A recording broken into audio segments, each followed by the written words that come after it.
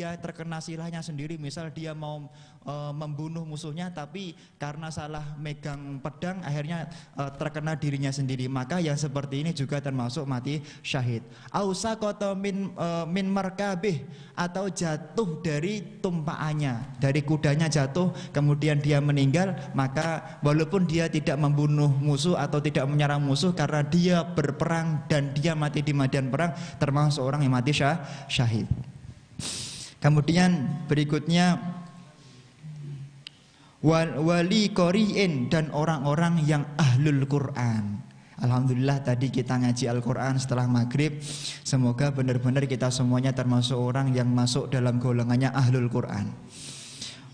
Kemudian wa muhtasibin adzanahu liilahin, dan orang yang azan, orang yang ahli azan, yang mana azannya itu ikhlas karena Allah, maka 5 golongan ini akan mendapatkan kemuliaan, jasadnya tidak akan rusak dalam kuburnya. Semoga kita semuanya di malam hari ini minimal menjadi orang yang datang di majelis ilmu, belajar fikih, hadis, tafsir, ini kitab tafsir. Kita semuanya benar-benar menjadi golongannya orang-orang yang akan diutuhkan jasadnya di kuburan nanti. Amin. Bismillahirrahmanirrahim. Kemarin sampai kalimat an a'mala mukhtasaron. Ya, sekarang kita akan membahas tentang fil fikhi ala madhabil imam Syafi'i. Fil fikhi ing dalam ilmu fikih, huwa utawi fikih lughatan ing dalam bangsa lughat iku al fahmu faham, wastilahan lan ing dalam istilahe iku al ilmu bil ahkami kelawan pira-pira hukum asyar'iyyati kang bangsa syar'i, al amaliyati kang bangsa amal, al muktasabi kang bangsa iktisab, kang den alap min adillatiha saking pira-pira dalil atafsilati kang bangsa tafsil. Jadi ilmu fikih itu adalah ilmu yang merupakan berisi hukum-hukum syariat yang berupa yang diamalkan dan ada gerakannya begitu, yang mana di dalamnya adalah berisi hukum-hukum secara tafsili, bukan ijmali. Ijmali itu global, kalau tafsili itu terperinci. Jadi kalau ada orang membunuh, maka membunuhnya nanti di sini dijelaskan dia sengaja atau enggak sengaja. Ketika dia membunuh, dia itu pakai alat yang mana di alat ini biasanya menjadikan orang terbunuh atau tidak. Dia membunuhnya itu ada perintah atau tidak. Ini nanti akan dijelaskan di dalam kitab Fathul Qorib ini. Begitu juga ketika ada orang haid. Haidnya itu dulunya pernah haid atau belum. Kemudian kalau dulunya belum pernah haid, sekarang dia bisa membedakan enggak antara darah yang qawi dan darah yang dhaif, antara darah yang merah dan darah yang hitam, antara yang keruh dan tidak keruh. Bisa enggak dia itu menjadi seperti itu? Kalau bisa berarti namanya mumayyiz. Kalau tidak bisa berarti ghairu mumayyiza. Nanti akan dijelaskan secara detail di sini. Bahkan insya Allah kami juga akan menyampaikan beberapa hal yang mungkin akan dibutuhkan oleh para ustadz di depan di sini untuk nanti dijadikan bahan untuk dakwah di masyarakat. Semoga kita semuanya termasuk orang yang ahli fikih. Ala madhabil imami asy-Syafi'i, ala madhabil imami ala madhabin ing atase madhab ala madhabil imami ing atase madhab pe imam asy-Syafi'i kang bangsa Syafi'i. Jadi fikih yang kita pelajari adalah fikih yang mengikuti yaitu pendapat-pendapat dari Imam Syafi'i. Siapa Imam Syafi'i? Di dalam kitab Manahij wa Turuqil Bahas yang ditulis oleh Al-Habib Abdullah bin Abi Bakar bil Faqih dijelaskan, ismuhu huwa Abu Abdullah Muhammad bin Idris bin Abbas bin Utsman bin Syafi' bin Sa'ib bin Ubaid bin Abdu Yazid bin Hashim bin Muthalib. Beliau keturunan dari Bani Muthalib. Imam Syafi'i ini adalah orang yang mulia karena Rasulullah telah mengatakan ada 2 golongan yang mana dia itu akan dimuliakan oleh Allah. Bahkan dia tidak boleh menerima zakat. yaitu Bani Hashim dan Bani Muthalib. Salah satu keturunan daripada Bani Hashim dan Bani Muthalib adalah Imam Syafi'i. Ini Imam Syafi'i, Muhammad bin Idris bin Abbas bin Utsman bin Syafi'i. Jadi beliau menisbatkan kepada kakeknya, kakek canggahnya yang namanya Syafi'i. Kenapa? Karena kakek canggahnya ini adalah orang yang mulia, orang yang sangat terkenal, orang yang sangat masyhur. Biar apa? Biar madhabnya lebih cepat terkenal. Misalnya Imam Abdullah bin Muhammad bin Abdullah bin Malik al-Andalusi. Kenapa kok beliau tidak menisbatkan kepada bapaknya Abdullah ibnu Abdillah? Kenapa kok ibnu Malik? Karena yang namanya Imam Malik ini adalah kakeknya pengarang Alfiyah yang sangat terkenal. Makanya beliau dinisbatkan ke kakeknya agar kitabnya, agar mazhabnya lebih cepat terkenal. Ini. Kemudian di dalam syariat Islam, di dalam fikih orang ulama salafun saleh disunahkan kita itu untuk menisbatkan kepada anak yang kita miliki, anak yang kita lahirkan. Misal punya anak namanya Muhammad, maka kita disunahkan menisbatkan Abu Muhammad. Kalau punya anak namanya Abdullah, berarti menisbatkan Abu Abdillah. Seperti itu, paham ya?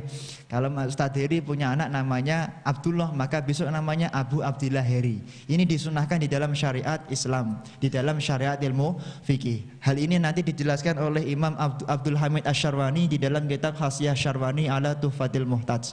Di sana disunahkan bagi seseorang untuk memudhofkan namanya kepada anak yang dia miliki. Kemudian dikatakan di dalam kitab ini bahwasanya setelah bin Muthalib bin Abdumanaf bin Qusay bin Kilab bin Murrah bin Ka'ab bin Lu'ay bin Ghalib bin Fihr bin Nadhr bin Kinanah bin Khuzaimah bin Mudrikah bin Lu'ay bin Ilyas bin Mudhar bin Nizar bin Ma'ad bin Adnan alaihissalam. Perlu kita ketahui bahwasanya nasab Rasulullah sallallahu alaihi wasallam la khilafa fih ila Adnan alaihissalam. Bahwasanya tidak ada khilaf di antara ulama tentang nasab Rasulullah sampai beliau Sayyidina Adnan. Dan seluruh nasab Rasulullah itu adalah sahih, tidak ada yang cacat. Tidak ada nasab seorang nabi, nasab seorang rasul itu adalah berasal dari orang yang pernah berzina. Dan yang tidak ada khilaf itu sampai Adnan alaihis salam. Jadi kalau ada orang kemudian membaca nasab Rasulullah bin Adnan kok kemudian berbeda dengan yang kemudian jenengan pernah dengarkan, maka itu biasa. Di dalam kitab Tarikh At-Tabari, namanya kitab Tarikh Ibnu Jarir At-Tabari, 12 jilid, ya tergantung percetakan lah. Itu di sana dijelaskan bahkan lebih dari 20 nasab khilafiyah setelah Adnan alaihissalam. Jadi nasabnya Rasulullah setelah Adnan sampai Nabi Adam itu khilafnya banyak sekali. Maka tidak ada kewajiban kita untuk beriman bahwasanya setelah Adnan ini setelah nasab Adnan ke atasnya itu untuk mengikuti satu nasab. Misal yang disebut oleh Kiai Haji Said Agil Sirot, tidak wajib. Boleh kita kemudian menasabkan itu dengan yang lain. Di sana ada sekitar 20 nasab. Nanti bisa dibuka di dalam kitab Tarikh Ibnu Jarir At-Tabari. Imam Tabari dari Tabaristan, ya Rusia. Nah, kemudian kemuliaan daripada Imam Syafi'i, kenapa kita harus bermadhab Imam Syafi'i atau dianjurkan madhabnya Imam Syafi'i? Kemuliaannya misalnya Rasulullah SAW telah mendoakan daripada Bani Quraisy, mendoakan Bani Quraisy, Allahumma hdi Quraisyan fa inna alimaha yamla'ul arda ilman. Rasulullah mendoakan, ya Allah berikanlah petunjuk kepada Bani Quraisy, yaitu keluarga atau masyarakat baninya kabilahnya Imam Syafi'i. Jadikanlah mereka itu orang alimnya itu bisa menguasai dunia. Orang alimnya Bani Quraisy bisa menguasai dunia. Nah, maka untuk masalah lahirnya Imam Syafi'i ulama berbeda pendapat. Walaupun jenengan kalau buka di internet itu beliau lahir di Gaza, di Palestina, tapi di dalam kitab Manaqibus Syafi'i, yaitu kitab yang dikarang oleh Imam Al-Baihaqi, di sana ada khilaf Imam Syafi'i lahirnya di mana. Waqila fil Gaza, yaitu di Gaza. Waqila fil Yaman. Ada sebagian pendapat mengatakan Imam Syafi'i lahirnya di Yaman. Ini ada dua pendapat, lahirnya di Yaman, ada pendapat lahirnya di Gaza. Ada pendapat ya namanya khilaf, kita boleh ikut salah satu atau boleh mempercayai salah satu. Kemudian kapan lahirnya Imam Syafi'i? Wulidal Imam Asy-Syafi'i sanah mi'ah wa khamsin. Imam Syafi'i dilahirkan tahun 150 Hijriah. Ini menurut salah satu pendapat.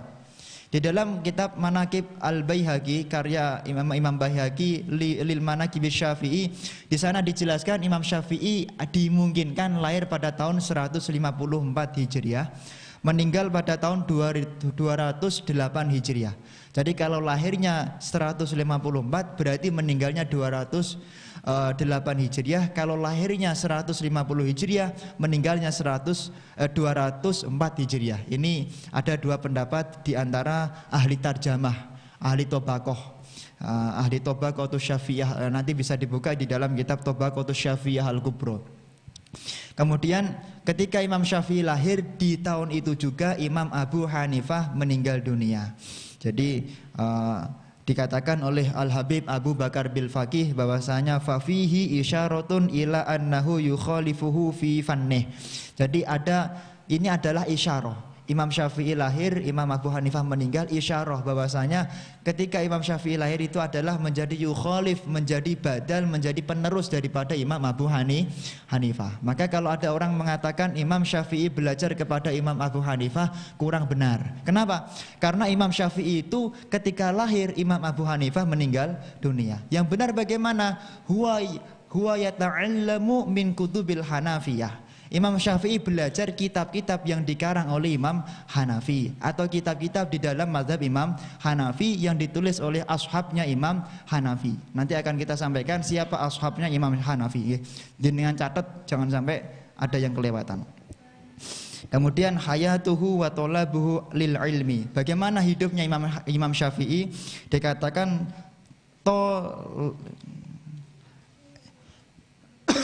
Tolabal Imam Syafi'i al-ilma mundu sighari. Imam Syafi'i itu belajar ilmu sejak kecil. Sejak kecil beliau sudah ngaji ilmu. Makanya guru kita semuanya Kiai Haji Abdul Razak Sofawi sering mengatakan, kalau punya anak sejak di kandungan itu sudah dibiasakan untuk mendengarkan MP3 murotal atau MP3 pengajian, sehingga anaknya ketika lahir akan lebih mudah untuk menjadi orang alim. Seperti itu. Makanya sangat penting sekali ketika kita punya istri hamil itu makanannya dijaga, minumannya dijaga. Jangan sampai makan atau minum yang diharamkan oleh Allah Subhanahu wa taala. Para ahli tafsir, ini kebetulan juz 4, di juz 1 di Hasyiah Shawi juz 1 nanti bisa dibuka. Para ahli tafsir sepakat bahwasanya istri itu adalah penentu soleh tidaknya seorang anak. Biasanya seorang laki-laki yang soleh, alim, ketika istrinya tidak begitu jos, tidak begitu bagus, hordok Jumat pagi, maka anaknya biasanya juga tidak akan bagus. Ini dikatakan dengan menafsiri ayat fa'tu harsakum anna syi'tum wa qaddimu li anfusikum wattaqullaha wa'lamu annakum mulaquh habasyiris sabirin. Jadi wanitamu, istrimu itu adalah ladang bagimu, maka tanamilah dia sesukamu. Ladang itu menurut para ulama, bahkan menurut para ahli pertanian, ketika dia itu ladangnya bagus, benihnya kurang bagus, maka hasilnya akan bagus. Kalau benihnya bagus tapi ladangnya kurang bagus, sebagus apapun benih tidak akan bagus hasilnya. Maka dari itu semoga siapapun yang hadir di majelis ini kelak akan diberi keturunan yang soleh dan solehah. Kemudian Imam Syafi'i warawa anhu diriwayatkan juga bahwasanya wa hafadha muwatta lil Imamil Malik huwa Ibnu Asyar. Imam Syafi'i hafal kitab Al-Muwatta. Hafal kitab Al-Muwatta itu umur 10 tahun. Umur 10 tahun. Kalau pengen ngaji kitab Al-Muwatta nanti bisa ngaji ke Ustadz Fikri itu. Jadi beliau pernah ngaji kitab Al-Muwatta bersanad kitabnya. Nah, kemudian huwa Ibnu Sab'i sinin wa hafadzal Quran. Beliau hafal Quran umur 7 tahun. Nah, Imam Syafi'i sebenarnya beliau hafal Al-Muwatta itu menghafalkan kitab Al-Muwatta atau hafal kitab Al-Muwatta itu bukan umur 10 tahun. Di dalam kitab Diwan Al-Imam Syafi'i dikatakan beliau itu ketika mau berguru ke seorang guru sudah hafal dulu apa yang mau dia gurukan. Misalnya Imam Syafi'i mau berguru ke Imam Malik. Beliau ketika mau berguru kitab Al-Muwatta, beliau sudah hafal kitab Al-Muwatta. Ketika beliau mau berguru kitab misalnya kitab mazhab Hanafi kepada ashabnya Imam Hanafi, maka beliau ketika datang kepada gurunya, beliau sudah hafal semua kitab yang dihafalkan oleh semua kitab yang mau dikaji oleh Imam Syafi'i. Ini kelebihan Imam Syafi'i. Semoga kita semuanya bisa menjadi orang alim seperti Imam Syafi'i. Warawa anhu annahu qol, diriwayatkan bahwasanya kuntu yatiman fi hijri ummi walam yakun laha malun. Imam Syafi'i itu adalah orang yang sangat tidak memiliki harta, tidak memiliki rizki yang banyak untuk mencari ilmu. Beliau itu adalah orang yang yatim di pangkuan ibunya. Wa kana al-muallim yarda min ummi an ukhalifahu idza qoma. Kunci daripada keberhasilan seorang thalibul ilmi adalah berasal dari ibunya. Maka Imam Syafi'i dikatakan di dalam kitab Manaqib yang lebih besar daripada ini, Imam Syafi'i kalau beliau pulang dari rumah, ibunya selalu menunjukkan muka yang sangat masam. Jadi Imam Syafi'i ketika pulang dari rumah, pulang dari majelis ilmu, pulang dari majelis dzikir, ibunya wajahnya seperti orang marah. Ini menunjukkan apa? Karena ibunya tidak suka Imam Syafi'i pulang dari rumah. Ibunya pengen Imam Syafi'i selalu di majelis ilmu, selalu di majelis dzikir. Ketika mondok jangan sampai pulang. Ini Imam Syafi'i. Akhirnya apa? Akhirnya tercetaklah seorang anak yang alim, yaitu seperti Imam Syafi'i. Maka dari itu jangan sampai panjenengan suka pulang. Jangan sampai gara-gara orang tuanya meninggal, gara-gara orang tuanya kakaknya menikah, jenengan izin tidak ngaji di majelis ini. Ini adalah sifatnya ahli ilmu.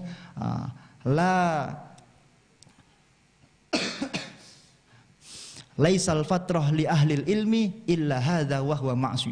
Jadi tidaklah seorang ahlul ilmi itu hatinya kosong dari berpikir tentang ilmu kecuali diamnya itu adalah kemaksiatan. Maka saya katakan berkali-kali, panjenengan seorang ustadz, panjenengan seorang ahli ilmu, jangan sampai sedikit pun memiliki rasa sombong. Jangan sampai sedikit pun memiliki rasa ingin dihormati. Kenapa? Karena seorang ahli ilmu ketika dia merasa ingin dihormati, maka dia telah melakukan dua dosa besar. Yang pertama adalah dia telah sombong. Yang kedua, dia telah menzalimi Allah Subhanahu wa taala, dia telah mengkhianati Allah Subhanahu wa taala. Harusnya hidupnya, waktunya, detik itu dipakai untuk berpikir ilmu, tapi malah dipakai untuk berbuat maksiat, yaitu sombong. Hati-hati seorang ahli ilmu itu. Seorang ahli ilmu adalah orang yang mulia di mata Allah. Jangan sampai kemuliaan itu kemudian dijadikan hina karena panjenengan tidak istiqomah di dalam mencari ilmu. Imam Syafi'i setiap malam alal aqol paling sedikit beliau itu berfikir 100 masalah. Paling sedikit beliau setiap malam berijtihad 100 masalah. Maka nanti di dalam kitab Minhajut Thalibin dijelaskan bahwasanya ada ribuan hukum yang dikeluarkan di dalam qaul ada ribuan hukum yang dikeluarkan di dalam mazhab Imam Syafi'i dari qaul azhar maupun qaul ashah. Nanti akan kita jelaskan apa itu azhar, apa itu ashah. Panjenengan para ustadz dicatat qaul azhar Imam Syafi'i itu adalah azhar. Kalau kita nanti ngaji di dalam kitab ini, ngaji kitab Fathul Qorib, kok ada kalimat azhar, fil azhar begitu, berarti itu adalah kalam asli daripada omongan Imam Syafi'i. Jadi bukan sahabatnya Imam Syafi'i atau bukan murid-murid Imam Syafi'i. Jadi qala kadza fil azhar. Misalnya wal afqah aula minal qari fil azhar. Seorang imam yang ahli fikih itu harus didahulukan daripada seorang imam yang ahlul Quran menurut qaul azhar. Misalnya seperti itu. Berarti apa? Kalimat ini adalah berasal dari kalam yang keluar langsung dari murid Imam Syafi'i. Paham ya? Paham. Nah, muqabilnya azhar, muqabil itu bandingannya azhar. Jadi ketika ada kalimat di dalam kitab Fathul Qorib nanti, kita ngaji nanti, kok ada kalimat azhar, pasti ada muqabil. Muqabil itu lawannya. Ada dua hukum di sana. Qaul azhar ini adalah qaul yang boleh jenengan fatwakan. Jadi kalau jenengan dakwah di masyarakat, jenengan memberi ceramah di masyarakat, tidak boleh menggunakan muqabilnya qaul azhar. Muqabil itu lawan. Kalau fil azhar itu adalah harus orang yang ahli fikih jadi imam. baru orang yang ahli Quran, walaupun dia qiraah sab'ah, walaupun dia hafal qiraah arba'ata asyar, sama orang ahli fikih, maka dalam madhab Imam Syafi'i harus didahulukan orang yang ahli fikih. Ini fil azhar. Jadi jenengan harus menyampaikan di masyarakat pakai qaul azhar. Tapi muqabilnya qaul azhar, dia menyampaikan boleh bagi orang alim mengamalkan muqabilnya qaul azhar. Boleh didahulukan orang yang ahli Quran, baru dia itu kalau tidak ada orang yang ahlul Quran, baru yang jadi imam itu orang yang ahli fikih. Paham nggih? Ini qaul azhar. Jadi kalau ada kalimat di dalam fikih mazhab Imam Syafi'i kok kalimat qaul azhar, al-ula khilafiyah. Pasti di sana ada khilafiyah di antara omongan Imam Syafi'i. Mungkin dulu di Baghdad begini, kemudian di Mesir begini. Ini khilafiyah. Yakni annal mas'alata dzatu khilafin. Wasaniyah al-arjahiyah. Yang kalimat azhar ini adalah qaul yang mana paling rojih atau yang hendaknya difatwakan di masyarakat, yakni anna fil mas'alati qaulan rojihan wa qaulan marjuhan. Yang azhar itu rojih, yang muqabil azhar itu marjuh. Marjuh itu tidak boleh jenengan fatwakan, tapi boleh jenengan amalkan. Paham nggih? Jadi hanya orang alim yang boleh mengamalkan ini.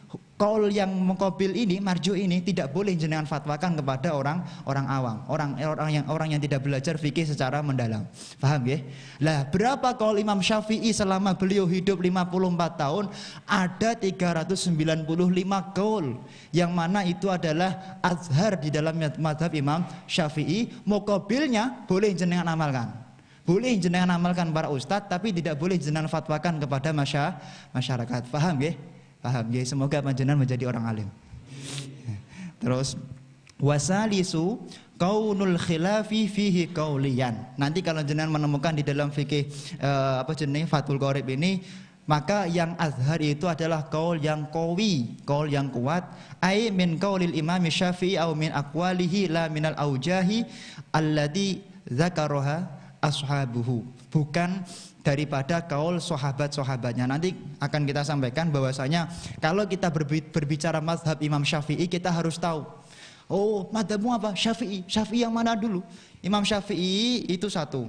Kemudian beliau punya murid, cabang-cabang itu banyak sekali. Jumlahnya ada 153 mujtahid.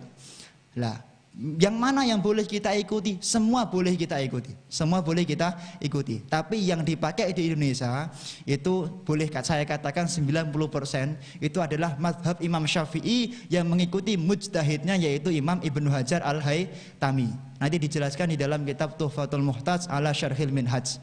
4 jilid kitabnya. Kitab 4 jilid ini dikarang oleh Imam Ibnu Hajar 10 bulan.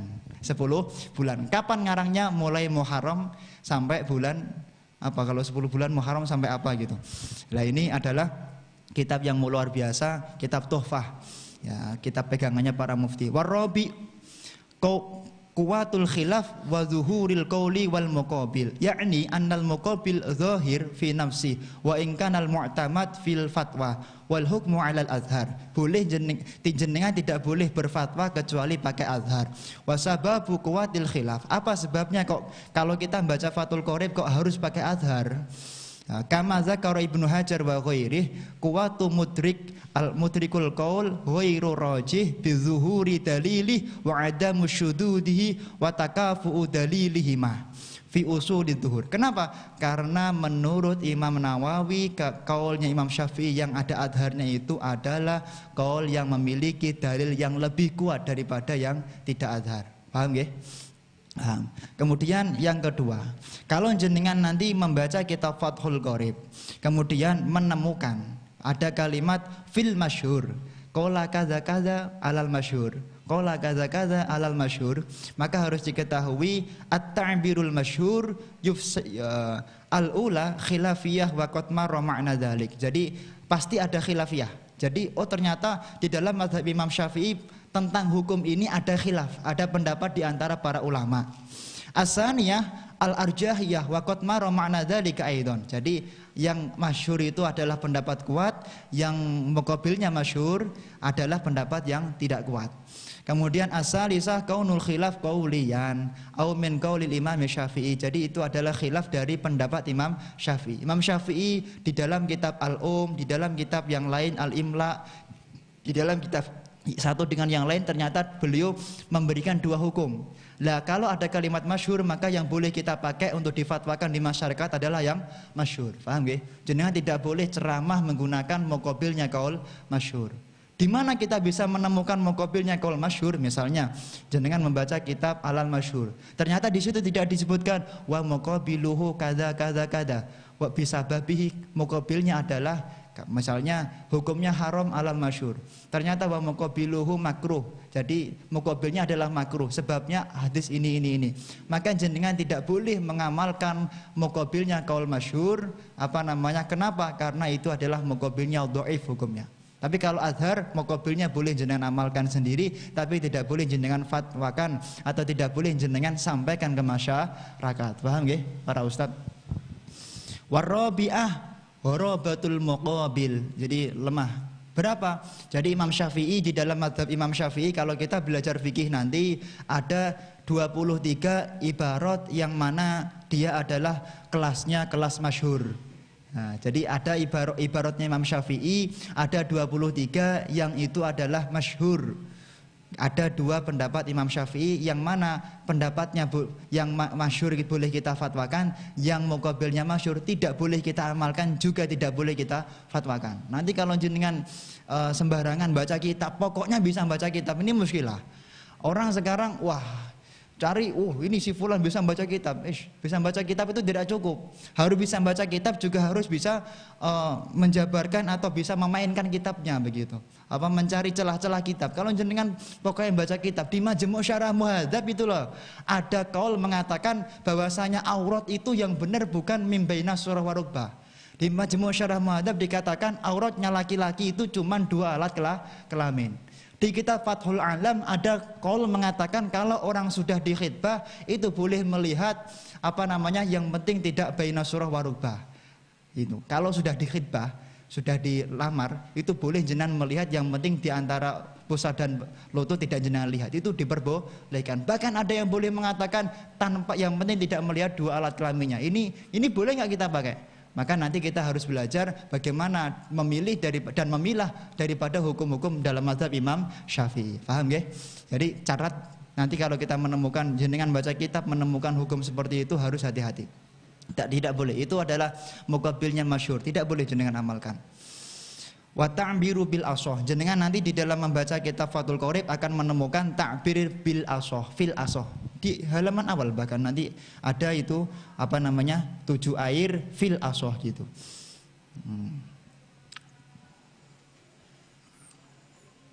Lah kalau jenengan menemukan kalimat fil asoh di dalam kitab-kitab mazhab Imam Syafi'i, maka ketahuilah yang ada empat dobit di sana, ada 4 catatan. Yang pertama adalah khilafiyah. Itu adalah terjadi khilafiyah di dalam mazhab Imam Syafi'i.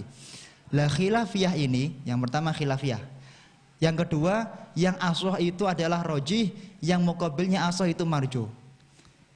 Rojih dan marjuh. Lah rojih jenengan boleh fatwakan di masyarakat, boleh jenengan sampaikan kepada masyarakat umat, tapi yang muqabilnya yang marjuh tidak boleh jenengan sampaikan, tidak boleh jenengan, tapi boleh jenengan amalkan kalau itu fil asoh. Paham ya? Jadi kalau ada kalimat fil asoh, jenengan cari muqabilnya. Muqabilnya boleh jenengan amalkan sebagai orang alim karena jenengan orang alim, dan akan tetapi yang fil asohnya itu hanya boleh jenengan sampaikan, juga jenengan amalkan juga boleh. Jadi kalau yang muqabilnya asoh tidak boleh jenengan sampaikan tapi boleh jenengan amalkan. Berapa muqabilnya asoh itu? Qaul asoh di dalam mazhab Imam Syafi'i jumlahnya 1138 hukum. Jenengan harus tahu 1138 hukum. Ini nanti di dalam bab udhiyah, di dalam bab udhiyah itu banyak sekali. Bab udhiyah itu nanti paling asyik karena di sana banyak sekali khilaf. Pokoknya yang berhubungan dengan uang itu nanti biasanya sangat dibutuhkan kalau kayak ini tadi. Jadi nanti ada orang tanya pasti pertanyaannya ada nggak yang memperbolehkan. Pertanyaannya pasti begitu. Nah. Ini. Kemudian yang ketiga adalah kaunul khilaf wajhan lil ashabil Imam Syafi'i. Jadi apa namanya? Khilafiyah, kalau jenengan baca kitab Imam Syafi'i ada kalimat fil asah, maka itu berarti khilafnya bukan kalamnya Imam Syafi'i, tapi kalam daripada ashabnya Imam Syafi'i. Imam Nawawi telah memerinci menemukan ada 1138 hukum yang mana itu adalah asah, yang mana muqabilnya tidak boleh diamalkan oleh orang awam, tapi boleh diamalkan oleh orang alim. Niki nggih. Nah, kemudian as-shahih yang terakhir ini adalah kalau jenengan menemukan kaul di dalam mazhab Imam Syafi'i, kemudian ala-shahih, sering toh nggih? Ala-shahih, ala-shahih, baca kitab kuning, ala-shahih, ala-shahih. Bagaimana kita mencermati kalimat seperti ini ketika kita baca kitab? Maka hati-hati, karena muqabilnya shahih ini kadang-kadang ini menarik hati. Sesuatu yang kita biasanya haram, oh ternyata muqabilnya atau pembandingnya, hukum bandingnya ternyata enak sekali, boleh diamalkan. Misalnya boleh toh kita itu sini sampai mana itu, ini Mangkuyudan, kemudian kita sampai Grand Mall, sudah beda desa, boleh sholatnya jamak. Ini alas sohi. Boleh nggak mengamalkan muqabilnya alas sohi? Di sini ada 4 catatan. Kalau jenengan membaca kitab-kitab mazhab Imam Syafi'i, menemukan alas sohi, maka yustafadu minhu arba'u masail. Yang pertama khilafiyah. Kalau alas sohi pasti hada yahrumu ala sahih, hukumnya haram ala sahih, maka pasti ada hukum kedua. Hukum kedua ini mungkin makruh atau mungkin boleh. Paham nggih? Ini khilafiyah, pasti khilafiyah. Wal arjahiyah, yang sahih itu rajih. Yang sahih itu adalah qaul yang kuat dan boleh jenengan amalkan, boleh jenengan sampaikan ke masyarakat. Tapi muqabilnya tidak boleh jenengan sampaikan di masyarakat. Paham ya? Jadi kalau jenengan besok pulang-pulang jadi kiai, tidak boleh itu jenengan sampaikan di masyarakat. Ini. Kemudian yang ketiga, kaunul khilaf wajhan lil ashab.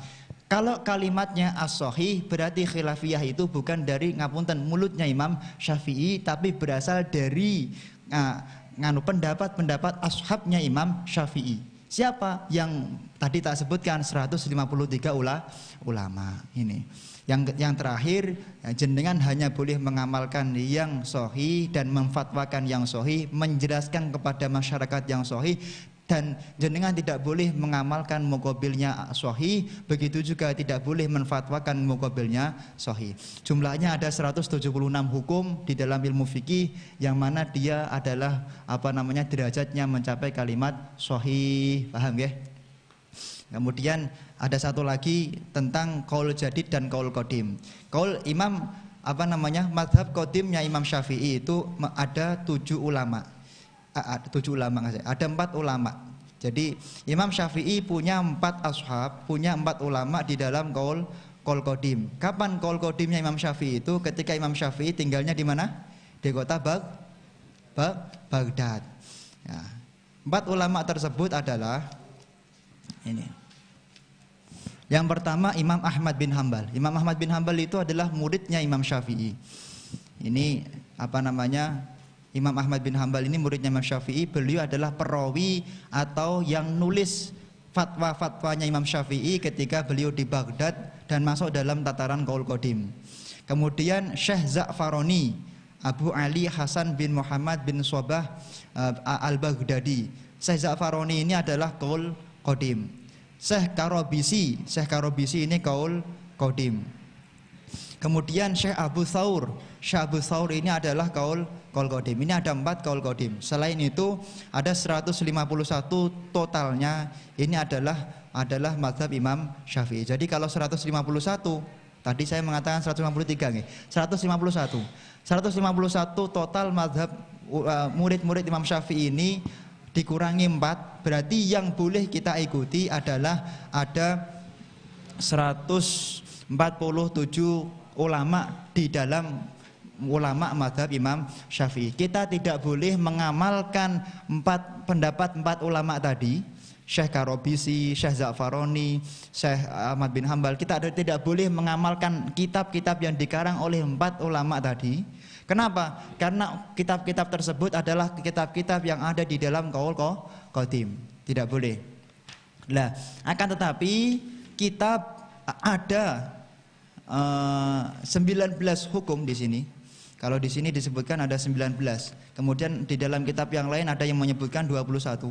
Ada 19 hukum yang mana ketika qaul jadid itu telah ada Imam Syafi'i di Baghdad kemudian pindah ke Mesir. Ketika di Mesir beliau merevisi pendapat-pendapat yang ada di Baghdad. Maka ada 19 hukum Imam Syafi'i telah mengatakan boleh engkau memilih pendapatku antara qaulku yang ada di Baghdad dengan qaulku yang ada di Mesir. Boleh memilih. Misal kita sholat maghrib, sholat isya itu kapan? Yaitu ketika mega merah itu telah hilang. Ini adalah qaul apa? Qaul qadim. Kita itu pakai qaul qadim. Lah, kalau jenengan pakai qaul jadid, qaul jadidnya Imam Syafi'i itu adalah sholat isya, pokoknya sholat maghrib masuk, kemudian kira-kira ditambah 5 rakaat, kemudian wudu, biqadril wudu wa satril aurah wal adzan wal iqamah. Jadi wudu, adzan, iqamah, nutup aurat plus sholat 5 rakaat menurut Imam Rafi'i, 7 rakaat menurut Imam Nawawi di dalam kitab Minhajut Thalibin, Imam Rafi'i di dalam kitab Al-Muharrar. Jenengan langsung sholat isya hukumnya boleh. Ini menurut qaul jadid. Kebetulan yang kita pakai di Indonesia ini adalah qaul qadim kebanyakan. Tapi teman saya di pondoknya saya di Kalimantan, pondoknya itu tidak pakai qaul qadim, tapi beliau itu adalah mengikuti qaul jadid. Jadi sholat isya-nya langsung, tidak nunggu yang umum kita pakai itu nunggu azan isya itu tidak. Beliau kalau habis maghrib langsung rodibul hadat langsung sholat isya. Boleh enggak? Boleh. Oh, boleh. Ini apa namanya?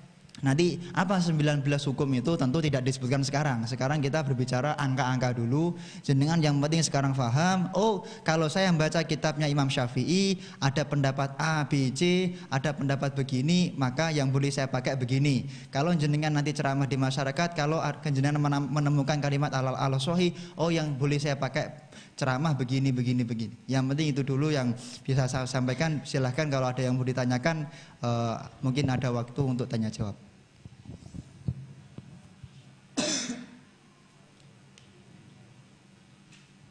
Tafadhol, tanya.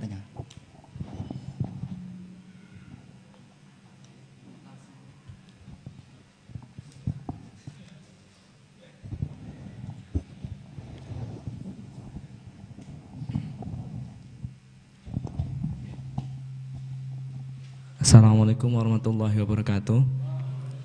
Oke. Mau bertanya Ustaz, di sini saya punya pertanyaan dari teman saya yang kebetulan bekerja sebagai ojek online. Teman saya bertanya, ketika mengambil order makanan olahan babi, kita nggak bersentuhan langsung dengan babi, tapi semisal pelayan atau yang ngasih yang kita pesen, misal dalam wadah plastik, yang kita takutkan adanya bekas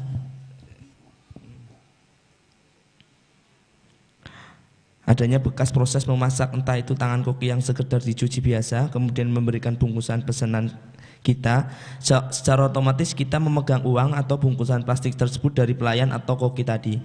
Lalu apakah kita terkena najisnya atau hukum yang lain, Ustaz?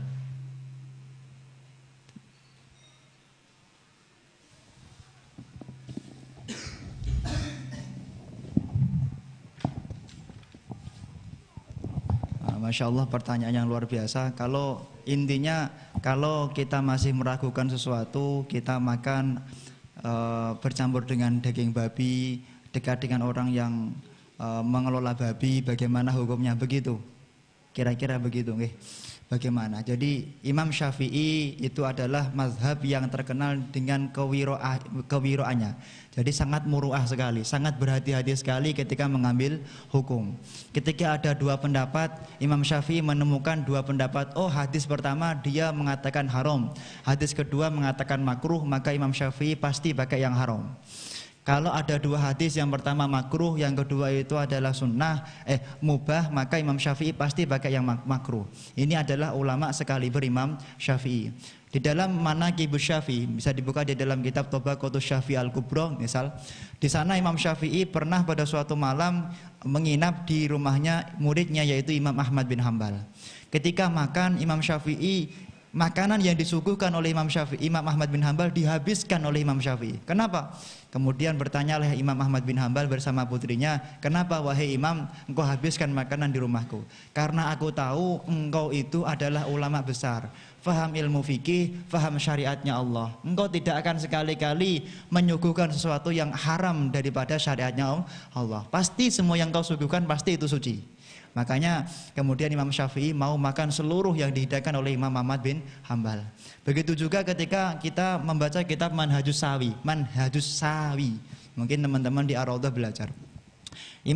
Syekh Dunun Al-Misri, beliau kan dipenjara oleh amir, oleh wazir, dipenjara karena ya kurang suka dan lain sebagainya, banyak sebab lah. Kemudian Syekh Dunun Al-Misri, beliau ketika dipenjara setiap hari dikirimi istrinya, yaitu makanan untuk dia makan.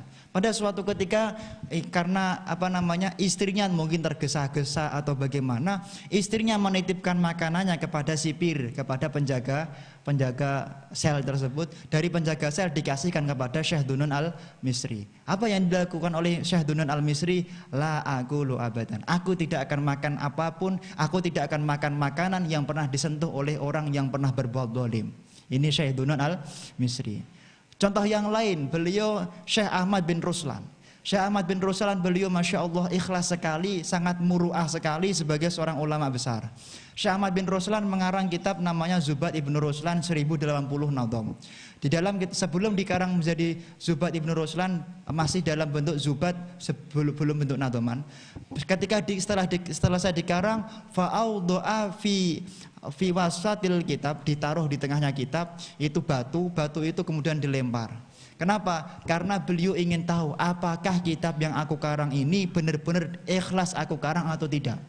Kalau ikhlas, kemudian dia berdoa, ya Allah, kalau aku ikhlas benar-benar mengarang kitab ini, kalau ketika aku mengarang kitab ini benar-benar tidak ada sedikit pun dosa yang ada di sana, tidak ada sedikit pun hal syubhat yang ada di sana, tidak ada sedikit pun hal yang ragu tentang kehalalan di sana, maka biarkan kitab ini terapung. Tapi ketika kitab ini aku karang penuh dengan kemaksiatan, ada sesuatu yang syubhat, ada sesuatu yang makruh, maka biarkan doa fi asnail bahar, biarkan dia tenggelam. Ternyata kitab tersebut adalah muncul dan sekarang menjadi kitab Zubat. Kitab yang lain misalnya Syekh Dunun Al-Misri juga mengarang kitab, ketika beliau mengarang kitab fi Satoh di Loteng. Kemudian ketika beliau mengarang kitab sangat tebal sekali, tinggal berapa halaman, tiba-tiba iringan-iringan wazir, iringan-iringan gubernur wali kota lewat. Ketika beliau melewati iringan-iringan itu, kemudian ketika beliau ngarang kitab, ada cahaya yang mantul dari iringan orang tersebut. Kemudian gara-gara cahaya yang mantul itu, semua kitab yang telah dikarang tadi dibuang oleh Imam Dunun Al-Misri. Kenapa? Karena beliau telah mendapatkan kenikmatan dari orang lain tanpa mendapatkan izin. Ini adalah bentuk muru'ah, bentuk hati-hatinya seorang ulama ketika beliau mengarang kitab. Masya Allah. Jadi sangat hati-hati, tidak seperti zaman sekarang mungkin kita semuanya terutama penuh dengan kesombongan dan lain sebagainya. Kita harus hati-hati. Jauhkan yang seperti itu dari diri kita semuanya agar keberkahan selalu ada di dalam diri kita. Misalnya Syekh Badi'uzzaman An-Nursi, beliau mengarang kitab 13 jilid. Nah, Al-Kamulat Kamalat. Di dalam kitab tersebut dijelaskan tentang sejarah Syekh Badi'uzzaman An-Nursi. Kenapa Syekh Badi'uzzaman An-Nursi itu menjadi orang besar? Karena bapaknya yang namanya Nursi, beliau itu ketika tidak sengaja kebunnya, sapinya, bakornya itu makan rumputnya orang lain, beliau rela diapakan, rela dijadikan budak. Untuk apa? Untuk mendapatkan ridho daripada kebo yang tidak sengaja tadi makan rumput daripada tetangganya tersebut. Akhirnya anak turunnya dijadikan ulama yang besar. Ini apa? Ini adalah contoh-contoh ulama-ulama yang sangat menjaga diri, zuhud, ulama-ulama yang menjaga diri dari kemaksiatan, dari hal-hal yang syubhat. Akhirnya apa? Anak turunnya dijadikan ulama besar. Kalau memang saudara tadi masih meragukan apakah ini tercampur dengan daging babi atau tidak, apakah ini tercampur dengan daging yang diharamkan apa tidak, maka lebih baik itu kita tinggalkan yang syubhat-syubhat seperti itu. Kalau memang itu masih meragukan, kita tinggalkan. Jangan sampai kita melakukan sesuatu yang masih syubhat. Ya kira begitu. Ini contoh-contoh beberapa ulama. Masih banyak contoh yang lain.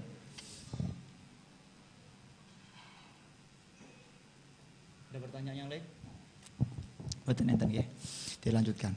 Bismillahirrahmanirrahim. Al-a'dham al-mujtahidun nasiru sunnah waddin. Al-a'dhamu kang banget agungi al-mujtahidu kang dadi mujtahid, nasiru sunnah kang dadi penolongi kesunahane Rasulullah. Waddin lan agama Abi Abdillahi rupani Abu Abdillah Muhammad bin Idris bin Abbas bin Utsman bin Asy-Syafi'i. Tadi sudah dijelaskan. Jadi beliau adalah seorang mujtahid. Perlu diketahui oleh teman-teman, dicatat nggih, mujtahid di dalam ilmu fikih itu ada ada 5 tingkatannya mujtahid. Yang pertama adalah mujtahid mutlak atau mujtahid mustaqil. Jadi kalau kita ulama belajar tentang fikih, maka kita harus tahu tingkatan-tingkatan seorang ulama. Yang pertama mujtahid mutlak atau mustaqil. Siapa dia? Yaitu sumya bidzalika li'annahu yastaqilu bistinbatil ahkami minal adillati bi ghairi taqlidin wala taqyidin bi madhhabi ahadi wala bi tariqatihi fil istidlal. Seorang mujtahid yang dia itu beristimbat, membuat hukum tanpa bergantung kepada ijtihad ulama yang lain. Ini adalah mujtahid. Mujtahid mustaqil atau mujtahid mutlak. Ini adalah orang yang berijtihad, membuat hukum tanpa menggantungkan diri kepada ijtihad ulama sebelumnya atau ulama yang lain. Maka kemudian banyak guru-guru kita yang kemudian berdebat, sering diseminarkan, apakah Imam Ahmad bin Hambal itu termasuk mujtahid mutlak? Padahal kita sepakat, misal di dalam kitab Hasyayanatul Thalibin dijelaskan bahwasanya 4 orang yang masuk di dalam tataran mujtahid mutlak yang boleh kita ikuti, Imam Ahmad bin Hambal, Imam Syafi'i, Hambali, Hanafi. Tapi kemudian orang berdebat, apakah Imam Ahmad bin Hambal ini termasuk mujtahid mutlak? Nah, menurut pendapat yang memang khilaf. Menurut pendapat yang mengatakan Imam Ahmad bin Hambal itu bukan mujtahid mutlak, kenapa? Karena beliau itu tidak memiliki kitab yang tertadwin, yang terbukukan, terkodifikasi ketika beliau masih hidup. Berbeda dengan Imam Syafi'i. Imam Syafi'i punya kitab karangan Al-Lumma, Ar-Risalah. Imam Malik punya kitab namanya kitab Mukhtasar Jalil, Mukhtasar Khalil. Imam Hanafi punya Raddul Mukhtar dan lain sebagainya. Nanti kitabnya banyak sekali. Kita akan fokus ke mazhab Syafi'i. Kalau mau belajar mazhab yang lain mungkin di session yang lain. Kemudian apakah Imam Ahmad bin Hambal ini termasuk imam mazhab? Ulama khilaf. Dan kita adalah orang yang mengikuti pendapat Imam Ahmad bin Hambal termasuk mujtahid mutlak. Kenapa? Walaupun Imam Ahmad bin Hambal beliau tidak memiliki kitab yang tertadwin secara khusus di zamannya, masih hidup punya kitab karangan, tapi beliau punya ashab, punya murid-murid yang banyak, yang mana ashabnya ini telah menulis fatwa-fatwa dari Imam Ahmad bin Hambal. Misalnya kitab Al-Mughni Libni Qudamah, itu ada 13 jilid, ya percetakan yang lain 15 jilid. Jadi Al-Mughni Libni Qudamah ini kitab mu'tamad di dalam mazhab Imam Hambali. Beliau juga punya Syekhul Islam. Imam Ahmad bin Hambal punya Syekhul Islam yang dianggap Syekhul Islam dalam mazhab Imam Hambali, misalnya Imam Ibnu Taimiyah. Jadi kalau kita berbicara mazhab Imam Syafi'i, Syekhul Islamnya siapa? Siapa yang menjadi guru besarnya? Siapa yang menjadi guru besar daripada murid-murid Imam Syafi'i, yaitu Imam Zakaria Al-Ansari. Syekhul Islam Imam Zakaria Al-Ansari. Kalau jenengan baca kitab mazhab Imam Syafi'i, ketemu kalimat Syekhul Islam, berarti itu adalah Imam Zakaria Al-Ansari. Kalau mazhab Imam Hambali ketemu kalimat Syekhul Islam, berarti itu adalah mazhab Imam Hambali, Syekhul Islamnya adalah Imam Ibnu Taimiyah. Walaupun kemudian orang banyak berdebat apakah benar Imam Ibnu Taimiyah pantas dijadikan Syekhul Islam di dalam mazhab Imam Hambali. Kenapa? Karena memang beliau tidak bisa menunjukkan sanad, yang sanad itu mutasil, urut bersambung kepada Imam Hambali. Beliau punya guru Imam Hambali, tidak punya Imam Ahmad bin Hambal, Imam Ibnu Taimiyah.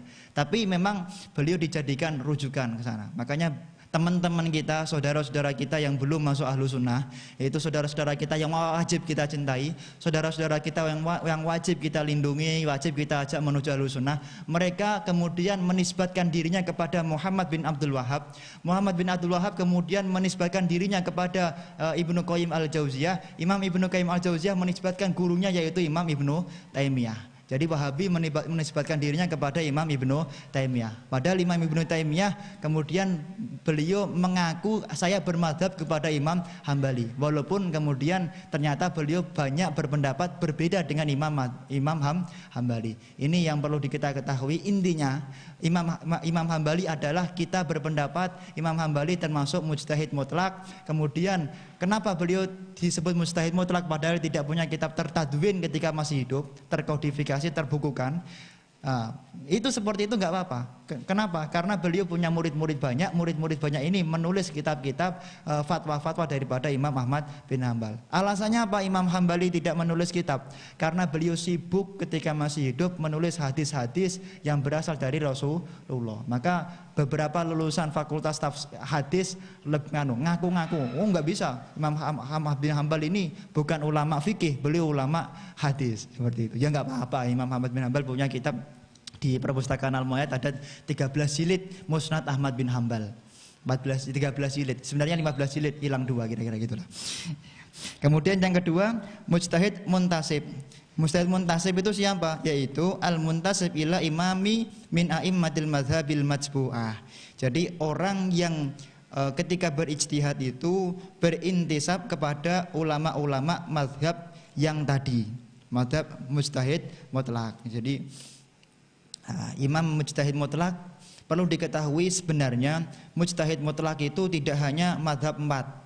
Tidak hanya mazhab 4. Nanti akan bisa jenengan pelajari secara komprehensif di dalam kitab Mizanul Kubro. Di dalam kitab Mizanul Kubro, Syekh Abdul Wahab Sya'roni menjelaskan di sana sangat detail sekali tentang mujtahid mutlak, mujtahid mustakil seperti itu. Lah, ada imam lain daripada mazhab 4, ada Imam Abu Laits, Imam Auza'i, bukan Azra'i. Imam Al-Azra'i ini adalah termasuk muridnya Imam Syafi'i. Di sini Imam Auza'i, Imam Sufyan Ats-Tsauri, tapi ulama-ulama selain mazhab 4 tadi itu kenapa tidak boleh kita ikuti? Karena mereka itu tidak memiliki kitab yang terkodifikasi secara secara jelas. Jadi tidak ada buku kitab karangan Imam Sufyan Ats-Tsauri seperti itu. Fatwa-fatwa fikihnya tidak ada. Makanya tidak boleh kita ikuti. Berbicara mazhab itu banyak sekali. Ada 16 mazhab yang yang qawi, yang kuat. Tapi dari 16 mazhab itu adalah yang dipakai, yang masyhur dipakai itu ada 7 mazhab. 4 mazhab itu yang kita ketahui. Kemudian ada mazhab Ja'fari, ada mazhab Zaidi. Mazhab Zaidi ini adalah salah satu sekte daripada Syiah. Kenapa Zaidi boleh diikuti? Karena dia itu tidak imamiyah. Kalau imamiyah itu dia syatmu ashabi Rasulillah. Dia menghina, memusuhi, merendahkan, mengkafir-kafirkan daripada sahabat Rasulullah. Kalau Zaidi tidak. Zaidi itu dia berpendapat kalau seharusnya yang menjadi imam ini adalah Imam Ali bin Abi Thalib, khalifah pertama. Tapi beliau tidak menghina ulama-ulama Abu Bakar, Umar, Utsman. Maka dalam hal mazhab kita boleh orang ketika terpaksa tidak bisa mengikuti 4 mazhab ini boleh mengikuti mazhab Zaidi. Kalau terpaksa nggak bisa mengamalkan 4 mazhab karena sulit sekali begitu. Lah mazhab Zaidi ini juga kitabnya terkodifikasi. Kitabnya adalah Ahkamul Usroh misalnya di dalam hukum pernikahan. Mazhab Zaidi ini. Kemudian Ja'fari, Zaidi, Dawud Al-Zahiri itu juga ada kitab yang terkodifikasi, walaupun tidak secara komprehensif seperti mazhab 4. Oke. Kemudian siapa yang masuk di dalam mujtahid muntasib? Yaitu mujtahid yang mengikuti mazhab yang di atas tadi. Yang pertama adalah Imam Muzani. Yang kedua Imam Al-Buwaiti. Imam Al-Muzani punya kitab namanya Mukhtasar Muzani. Mukhtasar Muzani ini kira-kira halamannya 500 halaman. Mukhtasar Al-Buwaiti lebih besar daripada Mukhtasar Muzani. Al-Buwaiti kira-kira 700 halaman. Imam Abu Thawr, kemudian Imam Abu Bakar bin Mundir, Ibnu Mundir, Wah, ini beliau selain ahli hadis juga sebenarnya masuk di dalam mujtahid muntasib di dalam mazhab ilmu fikih. Kemudian yang ketiga mujtahid muqayyad. An ay al muqayyatu fil madhhabi imamih wa huwa man yuqaddiru ala taqriri adillati madhhabi imamih lakinnahu la yatajawazu fi dzalika usuli imamihi wa qawaidih. Jadi yang dimaksud dengan mujtahid muqayyad adalah orang yang mana beliau itu menggantungkan pendapatnya kepada pendapat ulama-ulama terdahulu. Kalau tadi kan hanya menisbatkan, kalau sekarang tidak, dia menggantungkan. Oh, Imam Syafi'i mengatakan begini, maksudnya Imam Syafi'i begini itu begini. Jadi beliau menggantungkan daripada pendapat ulama terdahulu yang merupakan ulama-ulama di dalam mujtahid mutlak. Siapa yang masuk di dalam mujtahid muqayyad, yaitu yang pertama misalnya adalah Imam Rafi'i, kemudian Imam Ghazali. Imam Rafi'i punya kitab karangan yang masyhur namanya kitab Al-Muharrar atau kitab Al-Aziz Syarah Wajiz. Wajiz ini adalah ringkasan dari kitab Al-Wasit. Al-Wasit ringkasan dari kitab Al-Basit. Al-Basit itu Al-Wasit, Al-Basit, Al-Wajiz ini tiga-tiganya karya Imam Ghazali. Nah, ini adalah ringkasan dari kitab Nihayatul Matlab. Nihayatul Matlab itu adalah kitab karya Imam Haramain Al-Juwaini. Memang Imam Haramain ini kita banyak menemukan perbedaan pendapat dengan ulama-ulama madhab Imam Syafi'i yang lain. Beliau murid Imam Syafi'i, tapi pendapatnya banyak berbeda dengan yang lain. Misalnya beliau mengatakan di dalam kitabnya bahwasanya memakan daging kurban yang nazar. Ini kita sampaikan karena ini ilmiah, ini forum ilmiah. Orang yang sudah kadung nazar korban, maka menurut Imam Haramain Al-Juwaini tetap boleh makan daging nazar tadi. Ini Imam Haramain dengan Imam Qofal Asy-Syazi nanti berpendapat seperti itu.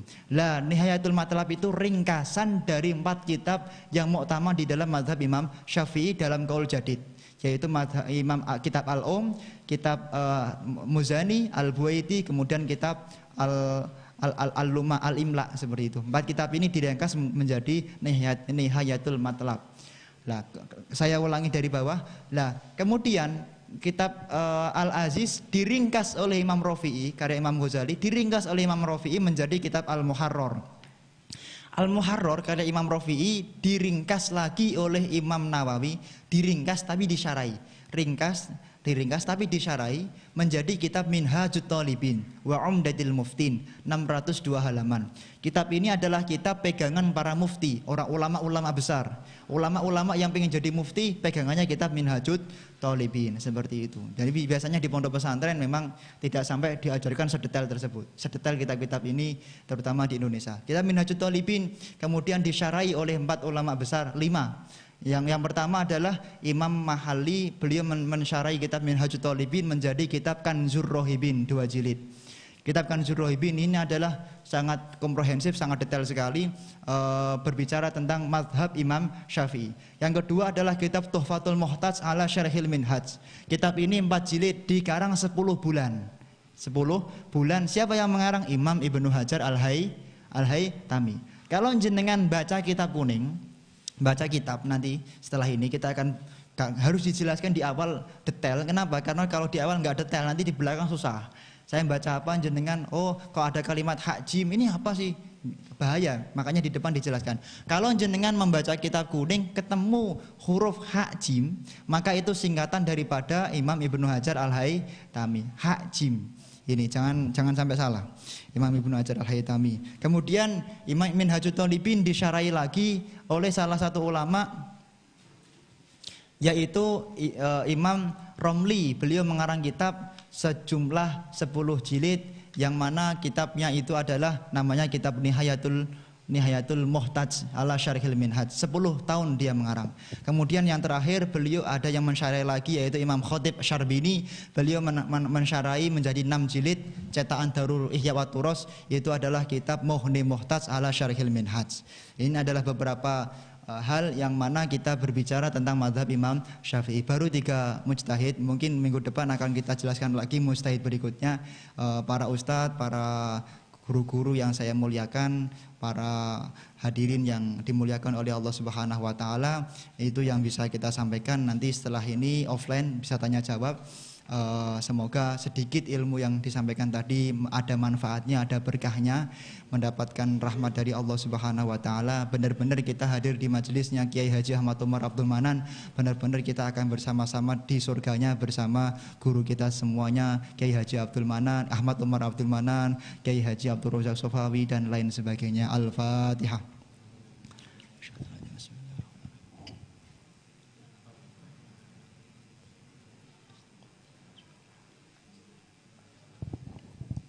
أعوذ بالله من الشيطان الرجيم بسم الله الرحمن الرحيم اللهم صل على سيدنا محمد وعلى آل سيدنا محمد الحمد لله رب العالمين يا شيخنا شهد القادر الجيلاني أنت صاحب الكرامة كرامة محمد كرامة الله أنت صاحب الشفاعة شفاعة محمد شفاعة الله أنت صاحب الإجازة إجازة محمد إجازة الله يا شيخنا شهد القادر الجيلاني أغثنا اللهم يا من هو في علوه كائن يا من هو في علمه محيط يا من هو في عزه لطيف يا من هو في لطفه شريف يا من هو في فعله حميد يا من هو في ذاته قديم يا من هو في مجده منير يا من هو في عطائه كثير اللهم أكرمنا منك بنور الفهم وأخرجنا من ظلمات الوهم وارزقنا فهم النبيين وحفظ المرسلين وإلهام الملائكة المقربين برحمتك يا أرحم الراحمين اللهم أعلمنا كما أعلمت نبيك محمد صلى الله عليه وسلم وكما أعلمت نبيك سليمان عليه السلام وكما علمت شيخنا أحمد عمر عبد المنان عليه السلام وكما علمت سيد الوليد الشيخ محمد بن علي بن محمد بعتي عليه السلام وكما علمت سيد الحبيب عمر بن محمد بن سالم بن حافظ بن شيخ بن أبي بكر بن سالم وكما علمت سلطان العلماء الحبيب سالم بن عبد الله الشاتري وكما علمت مفكر الدنيا الحبيب أبو بكر الدين بن علي مشهور ربنا هب لنا من أزواجنا وذرياتنا قرة أعين واجعلنا للمتقين إماما اللهم اشف أنت الشافي لا شفاء إلا شفاءك شفاء لا يغادر بعده سقما ولا عدما سبحان ربك رب العزة عما يصفون وسلام على المرسلين والحمد لله رب العالمين. الفاتحة.